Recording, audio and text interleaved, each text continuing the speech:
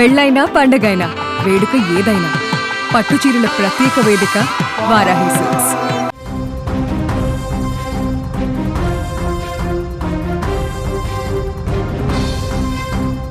Hyderabad Uppal police station పరిధిలోని చిలుకానగర్లో constable అత్యంత దారుణంగా హత్యకు గురైన ఘటన స్థానికంగా కలకలం రేపుతోంది. తన పాత స్నేహితుడే కత్తితో దాడి చేయడం సంచలనంగా మారింది.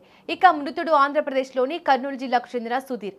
ప్రస్తుతం ఆయన హైదరాబాద్ సిటీ సెక్యూరిటీ వింగ్లో కానిస్టేబుల్ గా విధులు నిర్వహిస్తూ చెంగిచెర్లలోని ఆర్టీసీ కాలనీలో నివసిస్తున్నారు. సుధీర్కు భార్య, 2 కుమార్తెలు ఉన్నారు. అయితే కానిస్టేబుల్ సుధీర్ రెడ్డికి చిలుకానగర్లో ఉండే ఆటో డ్రైవర్ సంతోష్ నాయక్తో సుధీర్కు పాత పరిచయం ఉంది. అయితే శనివారం రాత్రి వీరిద్దరి మధ్య వాట్సాప్లో జరిగిన చాటింగ్ వివాదానికి దారితీసింది. ఒకరిపై ఒకరు సవాళ్లు విసురుకోవడంతో మనస్పర్ధలు పెరిగాయి.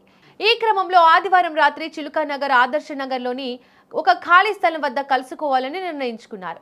సుధీర్ తన స్నేహితుడు ఇమ్రాన్ ఖాన్తో కలిసి అక్కడకు చేరుకోగా అప్పటికే సిద్ధంగా ఉన్న సంతోష్ నాయక్ కత్తితో సుధీర్పై విచక్షణ రహితంగా దాడి చేశాడు. అయితే ప్రాణభయంతో సుధీర్, ఇమ్రాన్లు పరుగులు తీసినప్పటికీ తీవ్ర గాయాలైన సుధీర్ సాయిబాబా ఆలయ సమీపంలో కుప్పకూలి అక్కడికక్కడే మృతి చెందారు. ఇక స్థానికుల ఫిర్యాదుతో నిందితుడి కోసం పోలీసులు గాలిస్తున్నారు. కేవలం సోషల్ మీడియా చాటింగ్ వల్లే ఈ హత్య జరిగిందా లేదా మరేదైనా పాత కక్షలు ఉన్నాయా అనే కోణంలో పోలీసులు దర్యాప్తు చేస్తున్నారు.